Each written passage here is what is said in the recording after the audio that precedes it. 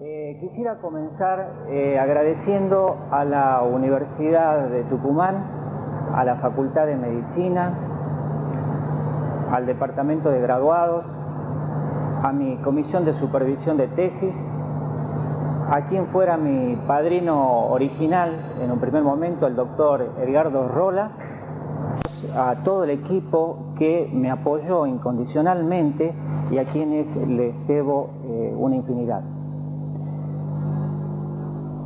Quisiera comenzar diciendo que la palabra médico viene del latín y significa cuidar. Algunos de los sinónimos que tenemos de la palabra cuidar son, por ejemplo, proteger, estar atento a, tener cuidado con, tomar en consideración. La otra palabra íntimamente relacionada con esta es la palabra clínica. La palabra clínica viene del griego kliné y significa lecho, es decir, que en principio ambas palabras están íntimamente relacionadas en la medida que cuidar significa estar atento junto al lecho del paciente. La primera persona en la sociedad encargada de atender a otra, de cuidarla, de darle el alimento, el cuidado y el cariño es la madre. La madre, por una parte, alimenta al niño, es la transmisora de los códigos socioculturales instaurados en la familia y a nivel de la sociedad. Es el portavoz de su grupo familiar. Tenemos así una primera situación en la cual van unidas la naturaleza, el alimento, la leche, junto con la cultura. Un primer organizador de la vida psíquica, entonces, es esta estructura básica de tres personas íntimamente ligadas entre sí. Hemos aprovechado entonces este retrato, que es una composición de tres figuras, para ilustrar esta imago familiar. Tenemos entonces el niño, la madre y el padre, y esto que está acá que representarían los lazos o vínculos que unen a estos tres integrantes entre sí, entre quienes se dan las vicisitudes de la inclusión y exclusión. Están a veces la madre y el niño y está excluido el padre, otras veces puede ser el padre y el niño y está excluida la madre, y otras veces entonces, de esta manera entonces tenemos todas estas vicisitudes que van modelando la mente y nos van ubicando dentro de los mecanismos elementales del psiquismo. Entonces, la palabra clínica tradicionalmente fue utilizada en cuanto a la atención individual. Sin embargo, pensamos que la clínica tiene que ser extendida a otros dominios, que son el dominio grupal, el dominio de la familia, la clínica institucional y la clínica comunitaria. El campo de la salud mental nos obliga a tener en cuenta no solamente la enfermedad, sino estar atentos a los fenómenos que implican la salud. En cuanto a esto, podemos decir que la salud es una inextricable red de relaciones en la cual estamos insertos todos los seres humanos, unidos por una parte al cuerpo orgánico que nos identifica y por otra parte a este código sociocultural que también integramos y al cual también co-creamos. Desde este punto de vista, la salud mental ocupa un campo amplio que está entrecruzado por múltiples disciplinas. Entre estas podemos citar entonces a la medicina, a la psicología, a la antropología social, a la psicología social, a la economía, a la arquitectura, en la medida en que el hábitat es muy importante, a la economía, a la pedagogía, y podríamos poner un etcétera porque la lista sería innumerable. Cada una de estas disciplinas aporta en sí a la salud de un individuo. De tal manera que en la medida en que estamos hablando de aspectos cualitativos de la salud y nuestra preocupación la encara como primer objetivo, hemos tomado en principio, y debido a que estábamos insertos en el Hospital de Salud Mental Nuestra Señora del Carmen, un intento de investigar acerca de los vínculos humanos. Y dada la especificidad de ese lugar, investigamos acerca particularmente del fenómeno psicótico. Entendíamos allí entonces que la dinámica implica las fuerzas que se mueven, no solamente a nivel del psiquismo, sino también a nivel social o a nivel psicosocial si lo queremos.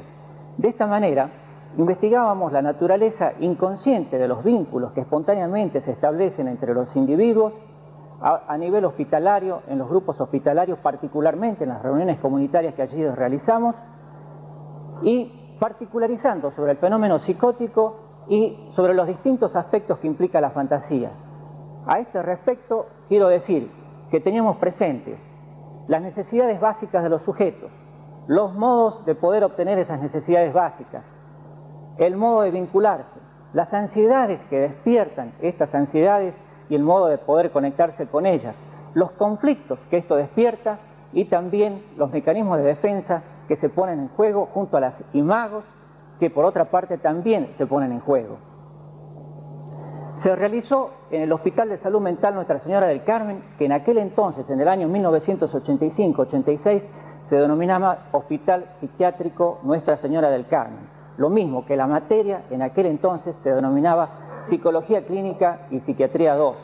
Hubo un cambio entonces, desde la concepción de considerar la psiquiatría atenta al enfermo, a un cambio a considerar en principio la salud como un todo. Bueno, de esta experiencia, entonces podemos pasar a hablar de lo que significa, cuál fue nuestro marco de referencia, aquello que nos guió en aquel entonces, nuestra epistemología.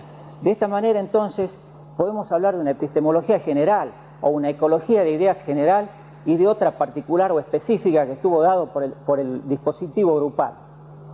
En cuanto a la epistemología general, nos basamos fundamentalmente en las ideas de dos autores. Voy a mencionar uno de ellos, o por lo menos las ideas de uno de ellos en función del tiempo, que ya que Prigogine lo podemos tratar, pero lo vamos a dejar pendiente por el momento, y voy a mencionar las ideas de Edgar Morin. Morin dice que es necesario que tengamos en cuenta y que nos ocupemos de la realidad de la complejidad o de la complejidad de la realidad, sea esta de orden físico, social, cultural o de cualquier tipo. Y nos dice también y nos advierte que las mismas ideas que en un momento dado son elucidantes, son esclarecedoras, esas mismas ideas en el mismo individuo pueden tornarse en su contrario, es decir, ser de carácter obscuro e inclusive embrutecedor si dejan de nutrirse de complejidad, en una palabra, si dejan de ser cuestionadas y regeneradas. Desde este punto de vista queda atrás la disociación naturaleza-cultura en la medida que desde el mismo inicio de la vida van juntas, es decir, la leche va junto al código sociocultural que es transmitido por la madre. Al igual que cualquier otra idea sobre la ciencia, está inserta y enraizada en un código sociocultural determinado, que es el que termina dándole rostro a la naturaleza y que termina personificándola a través de la forma que le da. La naturaleza puede existir con anterioridad a nosotros, puede existir fuera de nosotros, pero no sin nosotros. De tal manera entonces que esta íntima unión nos posibilita dejar atrás algunas disociaciones del pensamiento. El otro paradigma entonces, para poder ilustrar lo que es el paradigma de la complejidad, para eso hemos ideado un esquema en vórtices. He tomado la palabra vórtices de Ilya Prigogine, quien explicita justamente los mecanismos que se ponen en juego a nivel de las experiencias en termodinámica, en donde a partir del caos se puede llegar a fenómenos de regularidad. Podemos decir entonces que la ciencia implica también una invención y una creatividad, que la invención y la intuición, junto con la fuerza de la ocurrencia que fluye, están animadas por el poder de lo imaginario. Por su parte, el poder de lo imaginario se asienta sobre la psique y sobre el sueño, y la psique, por su parte, está asentada en la dialéctica global del ser humano, que se une a la dialéctica global de la sociedad, que a su vez depende de las infraestructuras. Entre estas infraestructuras tenemos la económica y el desarrollo técnico, que son un producto del hombre. Ambas dialécticas están relacionadas entre sí por lo que acá hemos puesto código, ley, lenguaje. Esto no es más que un esquema sencillo para poder comprender esta complejidad que no nos termina de dar una idea de la misma. Tenemos que imaginar como que todo esto es un remolino en lo cual todo está coimplicado y que cada uno de estos elementos remite al otro. En este nivel es que nos hemos insertado con el dispositivo grupal. De esa manera entonces hemos tratado de mostrar la complejidad gracias a un cuadro que nos brinda Kandinsky. Observamos acá que el choque de las fuerzas parece llevar prácticamente las fuerzas, las formas casi a su límite y en principio nos parecieran dar una idea de caos. Sin embargo, la distribución de los colores y la pensada relación entre los elementos varios alejan esa percepción de caos para darnos una impresión de un orden creativo. Esta complejidad sería apenas una imagen de esta complejidad a la que estuvimos aludiendo recién y con la que no podemos dejar de nutrir nuestro pensamiento en forma permanente. Prigogine estuvo en Tucumán en el año 91, estuvo acá en el rectorado. Él vino interesado porque él se interesa por los aspectos cosmológicos y él vino interesado por los menires. En el año 91 se realizaba en Buenos Aires un encuentro que se denominaba Nuevos Paradigmas, Cultura y Subjetividad. Ahí estuvieron Prigogine, estuvieron Morin, estuvieron muchas personas. Desde antes ya habíamos escuchado términos, por ejemplo, como estructuras disipativas. Sobre el particular, por ejemplo, Prigogine piensa que desde el caos puede venir al orden. Entonces, eso él lo ejemplifica a nivel de un experimento realizado en la termodinámica, en la cual hay una cubeta con moléculas adentro, a la cual se le aplica fuego, por ejemplo, y comienza primero a sentirse el calor que se transmite por conducción, hasta que llega un momento que ese calor se transmite por convección de las partículas entre sí y comienzan a darse estos giros, estos remolinos, de forma tal que hay un gran momento en donde se desestabiliza el sistema y posteriormente se alcanza una estabilidad porque ese girar de partículas adquiere una forma determinada que hasta se le puede tomar fotografías si es de forma hexagonal. A eso se le llama inestabilidad de Bénard, vórtices de Bénard. Por eso yo llamé a mi esquema en vórtices. Es decir, él dice que hay un determinado momento que debido a una gran fluctuación, una partícula llega a lo que se llama un punto de bifurcación. Ese punto de bifurcación no se sabe qué camino va a tomar. Si nosotros tuviéramos dos partículas, una roja y otra azul, no podríamos decir la roja va a ir para la derecha y la azul para la izquierda. Es decir, que ahí hay una impredecibilidad en cuanto al comportamiento de las partículas. Esto implica, entonces, que tenemos que aplicar esos mismos principios para la conducta humana y hay una situación de azar aleatorio que no podemos predecir en cuanto a la conducta humana y que eso está dado por los fenómenos inconscientes.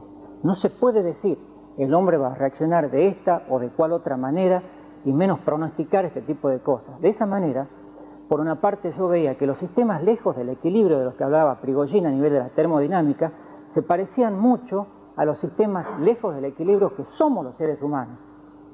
Nosotros somos sistemas que estamos alejados del equilibrio.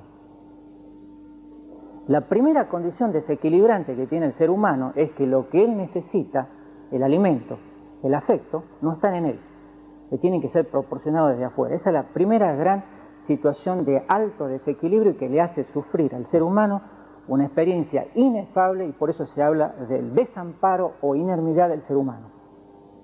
Los equilibrios que conseguimos entonces afortunadamente son pasajeros porque eso nos permite reubicarnos y que se establezca este juego de fuerzas dinámico a nivel de la vida, de las relaciones interpersonales y que surja la posibilidad también de la creación, que es lo que yo establecí ahí en estos cuadros. Es decir, que yo establezco que crear significa inventar. El ejemplo en medicina, por ejemplo, es Kekulé, que a él, por ejemplo, se le ocurrió pensar en un anillo bencénico para dar cuenta de una estructura. Eso estamos muy cercanos a volver a encontrar un equilibrio o a salir del equilibrio. A eso es lo que yo llamo, entonces, desmadre o salida de cauce, que sería la locura, o podemos llamar en ese caso hecho creativo. Yo creo que en los grupos se pueden dar hechos creativos si es que nosotros confiamos en que las personas tienen esta capacidad. Es decir, que de ninguna manera podemos pensar en que solo se pueden conseguir resultados si se manejan absolutamente todas las condiciones, sea de un experimento, sea de la conducta humana o sea de lo que sea. Si tenemos confianza en esta capacidad creativa y que mediante un dispositivo grupal nosotros podemos poner en marcha esta gran variedad de posibilidades que tiene un efecto multiplicador, entonces lo único que hacemos es sentar las bases y las posibilidades, un campo, como decimos, un escenario, para que a partir de ahí se produzcan los hechos de la conducta humana, que rebasan siempre lo que pensamos, lo que teníamos pensado, que rebasan nuestros esquemas. Lo de autoorganización entonces surge a partir de la posibilidad de que estas partículas que pueden ir hacia un lado o hacia otro son las que llevan la capacidad de organizar de otra manera entonces esa estructura. Entonces esa capacidad de organizar de una manera distinta las estructuras ya conocidas, que son los códigos socioculturales nuestros, es la gran posibilidad que yo denomino ser sujetos activos de un grupo. Ser sujeto activo significa hacerse cargo entonces de esa posibilidad, porque no somos solamente herederos pasivos de una herencia que tomamos como si fuera por un reflejo que viene del afuera o transmitido gratuitamente por nuestros padres o antepasados. Somos sujetos activos en el sentido que tenemos que apropiarnos de esa herencia o darle otro sentido a la herencia, hacerla nuestra, y hacerla nuestra significa entonces ser nosotros con eso. Esa es la posibilidad creativa del ser humano, y por eso a mí me pareció altamente aportadora estas ideas de Prigogine acerca de la inestabilidad y el caos, porque también es lo que pasa a nivel de nuestra sociedad. También se dice, por ejemplo, se desmadró la economía, por ejemplo. Decíamos entonces que habíamos aplicado estas ideas como una ecología de ideas personal, a lo cual tenemos que agregar lo que implica para nosotros el dispositivo grupal. Nunca sería suficiente hacer alusión a la importancia del lenguaje, a las implicancias que tiene en la comunicación, particularmente como vehículo de comunicación entre la familia y el niño, que vehiculiza todos estos códigos socioculturales y que también es el primer modelo o uno de los primeros modelos sociales que tenemos los seres humanos. Podríamos pensar que la palabra entonces es una cuerda que está sujetada por una de sus partes al cuerpo y por la otra al código sociocultural entonces que hemos aprendido y en el cual nos hemos insertado.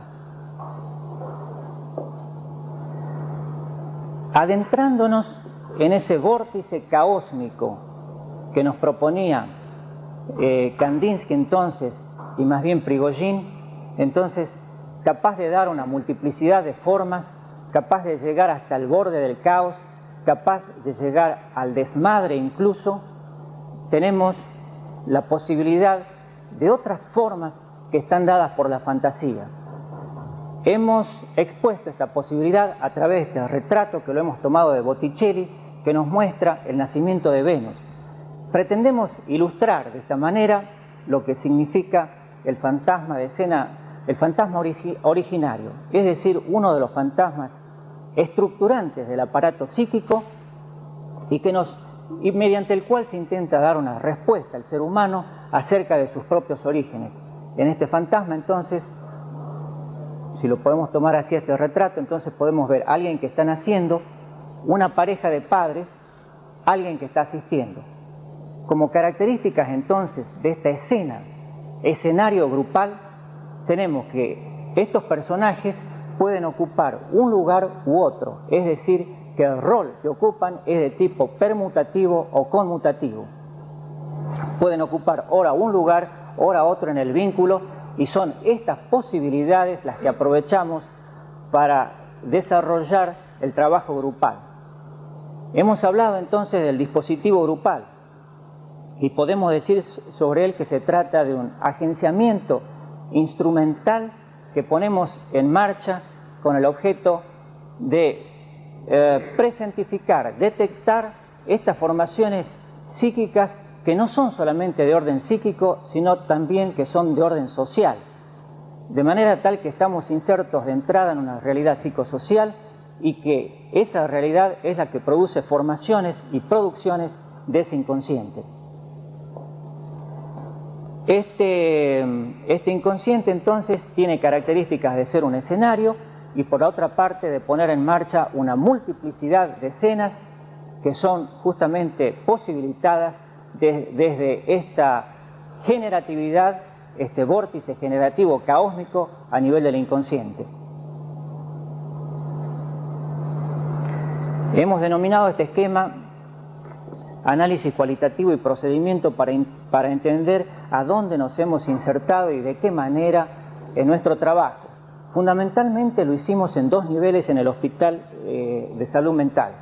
Uno fue a nivel de reuniones comunitarias y otro a nivel de sesiones grupales, de sesiones de grupo terapéutico. La primera experiencia fue la de las reuniones comunitarias y fueron denominadas así porque participaban personas de distinto tipo, no solamente pacientes que estaban en la institución, sino también a veces familiares. Participaban alumnos que estaban cursando la materia en ese momento, Psicología Clínica y Psiquiatría 2, y también participaba el personal del hospital, tales por ejemplo como el jefe de guardia administrativa, el personal de cocina, el personal de maestranza.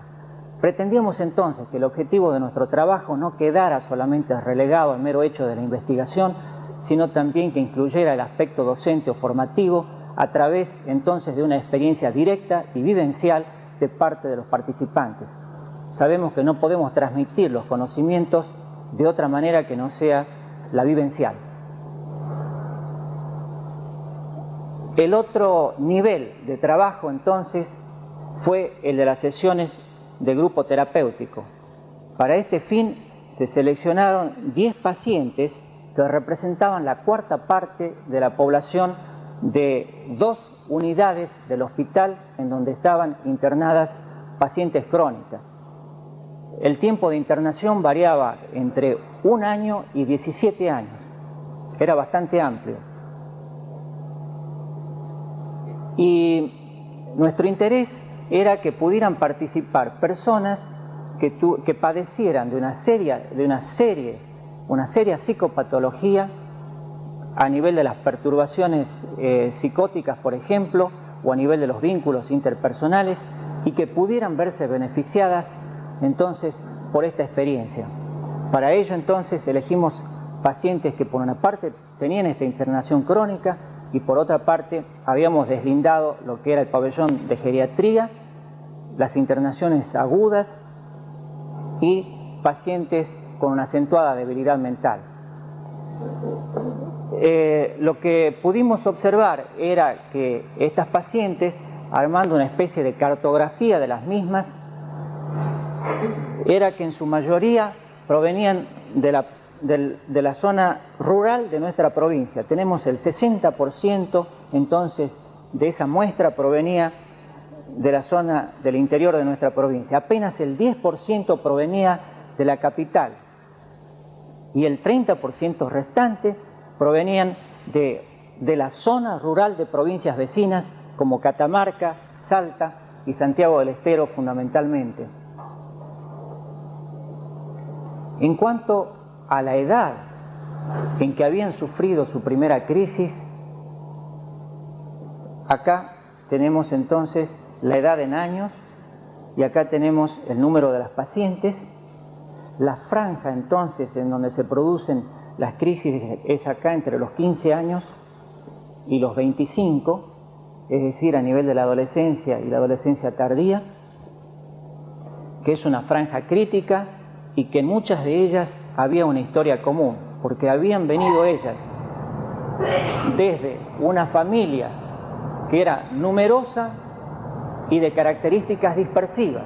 Esto implicaba que sus miembros se habían dispersado tempranamente no habían existido aquellos lazos que habíamos visto en la primera diapositiva necesarios para estructurar la familia y habían sufrido una dispersión temprana. Coincidía con el carácter dispersivo en un 90% casi, el carácter de haber sido familias numerosas y que por otra parte sus padres eran distintos y algunos de sus hijos tenían distintos apellidos.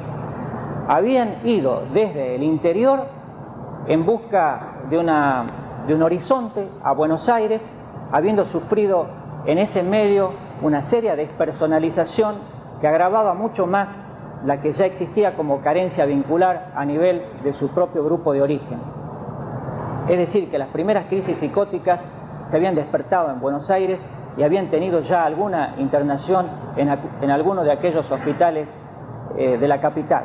Desde allí volvieron de vuelta a Tucumán y entonces habían sido internadas en el Hospital Obarrio, que en algún momento había sido también de mujeres y posteriormente y finalmente en nuestro hospital. Es decir, que tuvieron que recorrer el camino inverso. En cuanto a las sesiones grupales, entonces estaban incluidos este tipo de pacientes. Todas tenían como común denominador que para la internación habían sufrido de una crisis de desestructuración psicótica aguda, aunque después hubieran hecho alguna forma de restitución psicótica y que habían quedado en el hospital. Los vínculos familiares prácticamente estaban rotos. Del grupo inicial de 10 pacientes, quedaron 3 pacientes en este momento. Hay 7 que ya no están. De las 3 que quedaron, 2 de ellas podrían no estar en el hospital, pero como dijimos que provenían ya de una desestructuración familiar, no tienen posibilidades de salir del hospital. Hay una sí que es una paciente que presenta ya una psicosis ya cronificada y que de tanto en tanto entra y sale del hospital. De las sesiones grupales participó un observador participante que fue el que realizó las observaciones de las sesiones. Gracias a esas observaciones pudimos realizar una supervisión permanente de toda la tarea. En la selección, y cuando digo selección, digo que hemos visto muchísimas pacientes, pero que jamás participó ninguna paciente sin que se le haya preguntado si deseaba participar después de habérsele informado de qué se iba a tratar de experiencia. Entonces, para eso tuvimos en cuenta entrevistas personales realizadas tanto por el observador como por el coordinador, como también por un grupo de psicólogas que estaban cursando el último año de la carrera de psicología y que fueron las que efectuaron el psicodiagnóstico. Y además contamos con la información de las historias clínicas hospitalarias. En estas historias clínicas hospitalarias, probablemente los datos que más nos aportaron correspondían a los brindados por el servicio social, cosa que generalmente no tenemos lo suficientemente en cuenta. Es decir, que en todo momento habíamos contrastado, habíamos triangulado la información en base a todos estos elementos en juego, teniendo en cuenta, a veces triangulábamos lo que sucedía en las sesiones grupales con la información que teníamos del psicodiagnóstico, con las entrevistas personales, otras veces con lo que habíamos observado de las reuniones comunitarias, con las historias clínicas y las sesiones grupales. De esta manera podíamos verificar, contrastar los datos, podíamos rechazar algunas hipótesis y podíamos quedarnos con otras. De cualquier manera, la tarea de la supervisión se realizó a lo largo de todo el proceso, incluso después, también determinado el mismo, nunca dejamos de supervisar y copensar esta situación. La supervisión fue realizada por quien fuera mi director inicial de tesis, el doctor Edgardo Rola. Él fue quien hizo la supervisión y además con quien realizamos el seguimiento de los casos, además obviamente de las personas con quienes habíamos trabajado en equipo acá.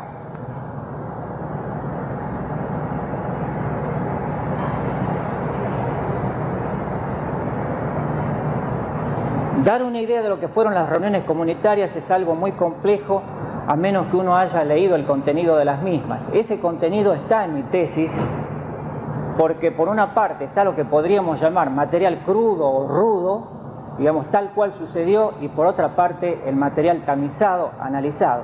De esta manera yo puedo dar cuenta de ese material a través del esquema referencial que yo he narrado recién, pero otra persona con otro esquema referencial podría aportar otros datos, otra visión, otro punto de vista. En este nivel, entonces, de las reuniones comunitarias, podemos observar una curva que va desde la primera reunión comunitaria, va en ascenso, hay una meseta y finalmente se produce el descenso hacia ya la 20ª reunión comunitaria. En la primera reunión comunitaria se pone en juego una realidad que no es solamente la realidad fantasmática a la que aludimos, sino también la realidad social. Estas pacientes habían sido abandonadas, no habían tenido un hogar, de manera tal que la desestructuración a la que aludimos tiene que ver con una enorme precariedad social que ya habían padecido, por lo cual entonces cualquier intento de vínculo era ya de por sí bastante difícil, por lo menos en los comienzos. No se le puede pedir a alguien que ya la vida lo castigó que se ilusione fácilmente, de manera que acá preponderó en un primer momento, en esta parte ascendente, la desilusión y las dificultades entonces para el establecimiento del vínculo hasta que llegamos cerca de la 10ª reunión a una ilusión establecida. Por lo menos, con ilusión establecida me refiero a que ellas sabían que ese día se iba a realizar una reunión comunitaria. Y esto implicaba que aún a pesar de ser un día feriado, como sucedió por ejemplo el 24 de septiembre, ellas los mismos sabían que ese día iba a haber una reunión comunitaria. La única posibilidad entonces de establecer un mecanismo mínimo de contacto con ellas era que hubiera esa seguridad del contacto. Entre la 10ª y la 15ª reunión se produce lo que se llama el mantenimiento del vínculo. Ese es el momento más productivo, por así decir, en cuanto a todas las manifestaciones. Y poco a poco comienza este declinar que aparece aquí porque también habíamos tenido el suficiente cuidado como para informar cuándo comenzaba y cuándo terminaba esta experiencia.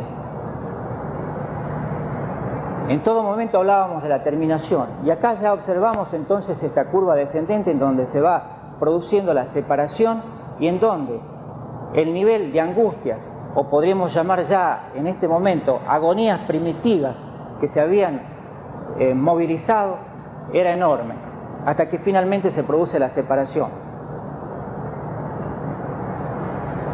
En todo momento, entonces, partíamos de una situación de aislamiento.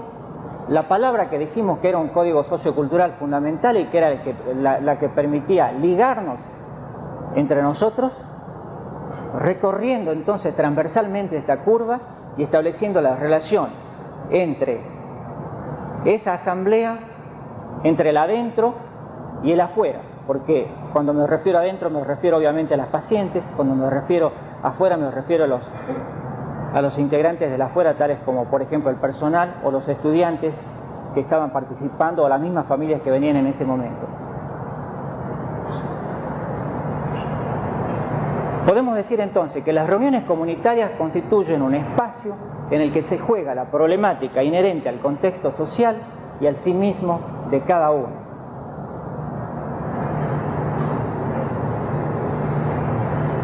Algunos de los contenidos que pudimos ir obteniendo ya en ese nivel está expresado en esta narrativa. Por eso yo decía que acá en el dispositivo grupal era muy importante la narrativa que se producía.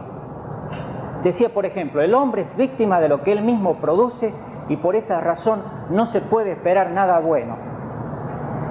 Esto está dicho fuera de contexto, pero estábamos cerca del final ya acá, cercanos a la separación, y se decía entonces, como un presagio, un mal agüero, una intuición de tipo delirante, se espera un temblor y que algo ocurra en la zona de Monteros. Fueron vistos algunos caminantes en la zona que encontraron agua hirviendo y eso es un indicio de mal agüero. El pronóstico es malo, se espera que algo ocurra para el 23 de diciembre. Y finalmente aparece esta agonía primitiva.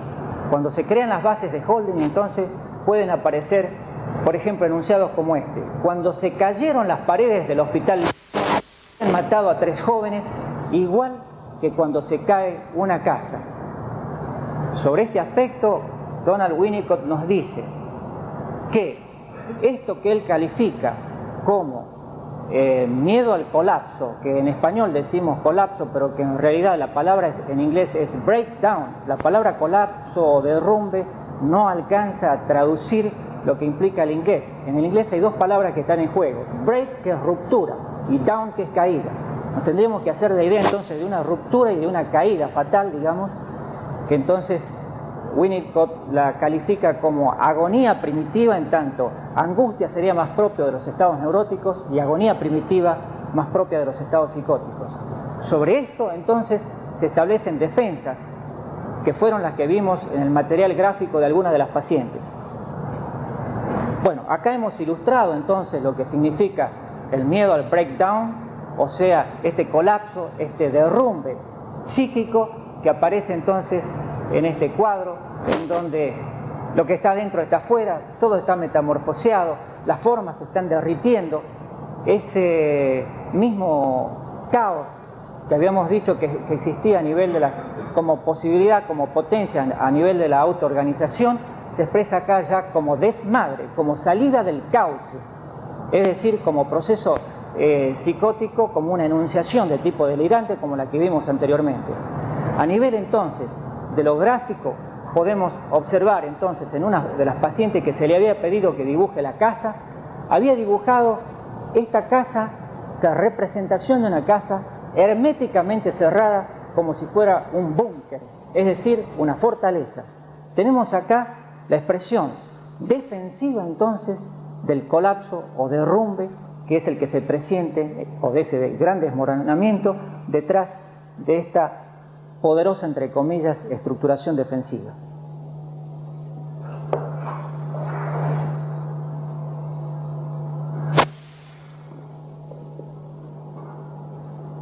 Bueno, se me ha pedido que dentro de las conclusiones se incluya lo que podemos llamar efectos que tuvo el grupo sobre algunas de las integrantes. En todo momento hice referencia a la condición de sujeto activo del grupo, a la importancia de que el dispositivo grupal se disponga de tal manera como que dar la libertad para que cada uno se exprese abiertamente y pueda ser el sujeto activo de su decir y de su construir. Esto lo hemos podido ejemplificar en algunas partes de la tesis. Por ejemplo, ese acercamiento entre estudiantes y pacientes fue algo muy temido.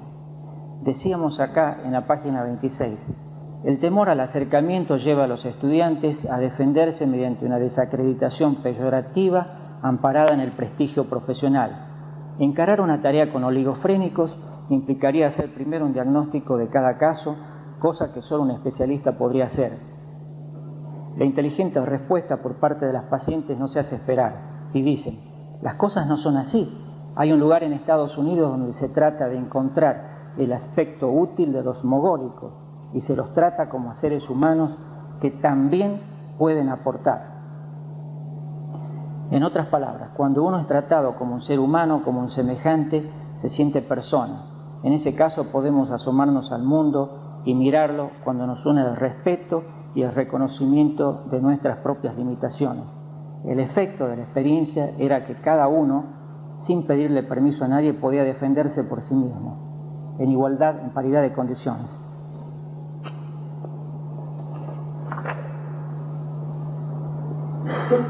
El otro efecto es el de ser reconocido. Poco a poco las actas de las reuniones comunitarias van ganando un espacio propio dentro de la institución. Son leídas y comentadas. La actividad vespertina es reconocida. Hay vida también por la tarde. Ese reconocimiento por parte de un otro, sea la institución, la comunidad, a la vez que confirma la incipiente identidad narcisista en germen, corre pareja con el naciente espacio transicional que se genera a partir de esa existencia. comunidad holosistémica, personal, pacientes y coordinador, estamos a la vez unidos y separados, cada uno consciente de la existencia del otro.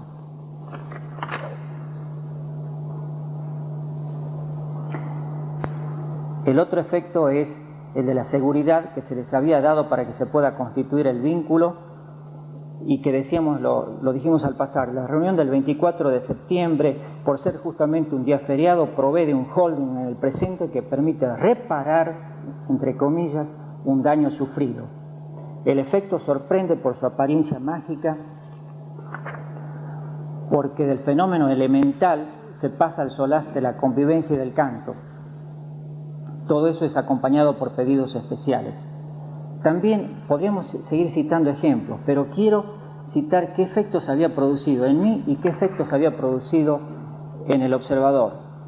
Los efectos sobre mí ya estaban producidos cuando estaba redactando la tesis.